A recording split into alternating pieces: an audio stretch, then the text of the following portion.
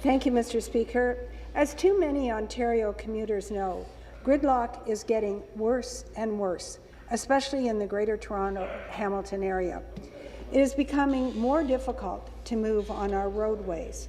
Whether it's on the highway or in the city, the movement of people and business is needlessly stalled by gridlock, costing Ontario $6 billion in lost productivity every year.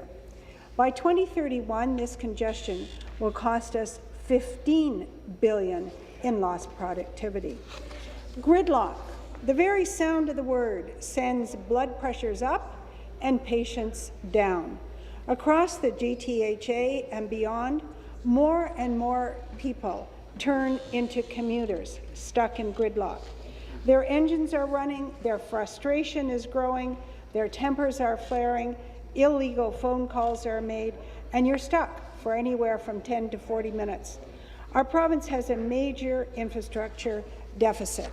Ontario's transportation and transit infrastructure has not been modified and built upon to keep up with the needs of our citizens and businesses, and in no way is it ready for tomorrow.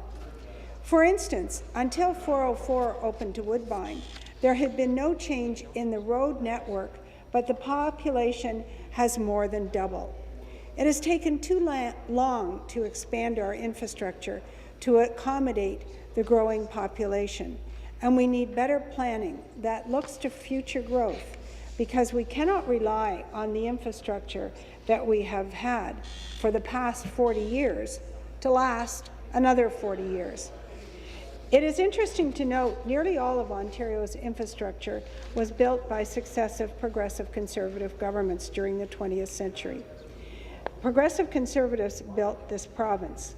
21 of the last 30 years have been governed by Liberal or NDP governments. This is the reason we have the infrastructure deficit that we do. The job was simply not done. Money was dithered and squandered away that should have built kilometres of new subway and hundreds of kilometres of new, better designed roads. So we don't have the appropriate transit to give drivers a real alternative to their car. We don't have new roads that can better handle the size of today's rush hour surges. We don't even have the railway tracks we did years ago if we want to encourage rail transport. Heavy traffic, often caused by accidents, affects the environment and people's quality of life. The bill introduced by my colleague seeks to establish an advisory committee to make recommendations for the improvement of highway incident management. When there is an accident on our roads, anything from a stalled car, loose load, flood, fire, or highway repair, the traffic flow is impacted.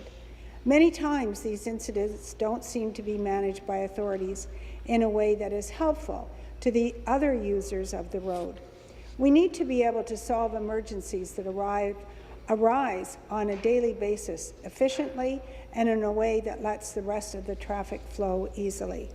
These highway incidents are at the root of much of the gridlock we experience.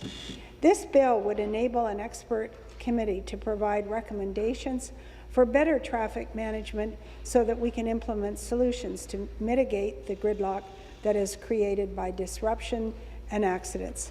This bill will help solve some of the gridlock problem. Thank you.